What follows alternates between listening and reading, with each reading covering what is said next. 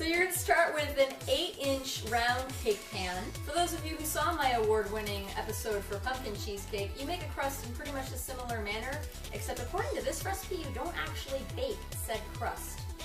I'm going to try that in my wibbly wobbly tiny one machine.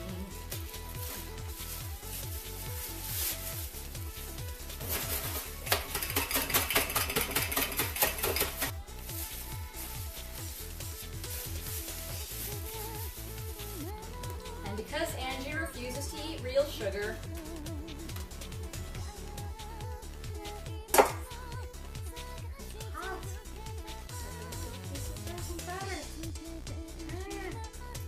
also important for prep work, we're going to combine a tablespoon of gelatin with 1/4 of a cup of water. Since this is a no-bake cheesecake and it has no eggs in it, we're going to need the gelatin to help it set. Looks like that was a little under 2 packets of gelatin.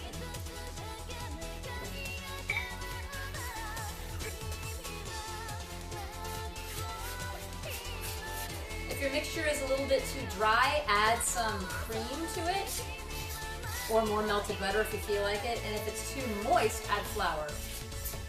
This looks about right. You want it to be like a wet sand. Press it along the bottom and up the sides just a little bit. And that's the crust. I kind of don't trust that they don't want me to bake that, but alright.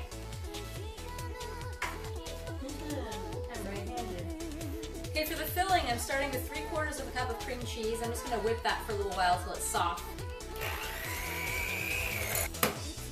And to that, the recipe called for 1/3 of a cup of sugar, but sorry.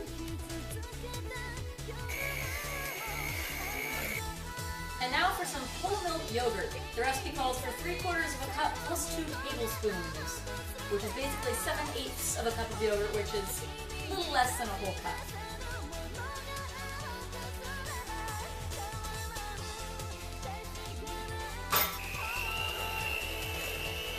And here's the part where I'm going to deviate from the recipe a little bit. So I'm actually going to put in some mulberries.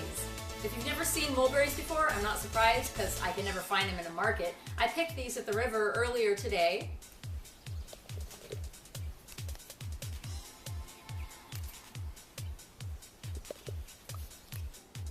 They look very similar to blackberries, and they actually have a similar flavor to blackberry as well, only they're not as acidic. To me, they're sort of like a cross between a blackberry and an apple. They're really nice. Alright, it's very difficult to pick them without getting the green stem, so I'm going to meticulously cut off these green stems as I get a few of these into a bowl to mash them up.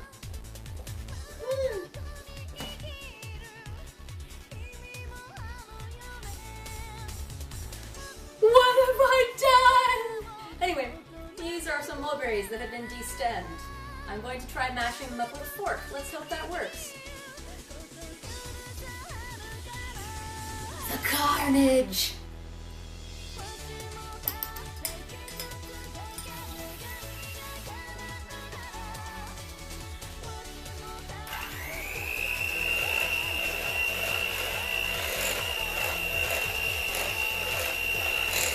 Test this a little bit.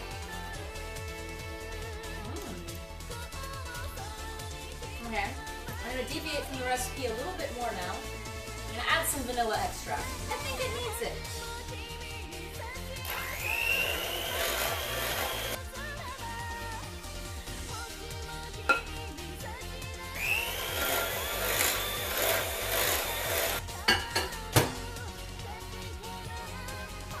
The recipe said to microwave the Jell-O and water mixture to turn it into liquid.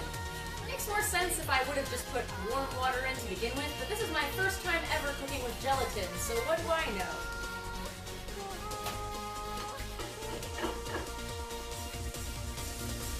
Ground up livestock foot is weird stuff. Can't tell if it's undissolved gelatin or just foam. Feels dissolved to me. Alright.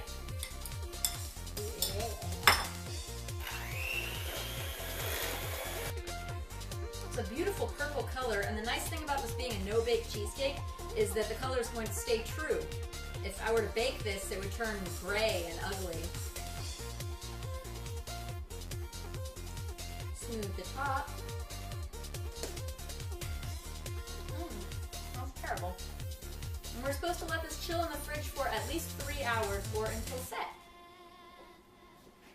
And behold this artistic Japanese goodness! As I mentioned before, our critic of the week is Wife. Wife.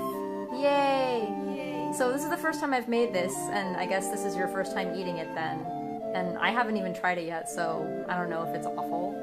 It's okay. Alright.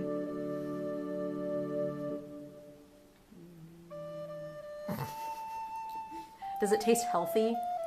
Tastes healthy and tastes like gelatinish. There is gelatin in it. Yes, I got that. That tastes really, really good. Yes. Yay. Yay. Yay, Japanese people. Success.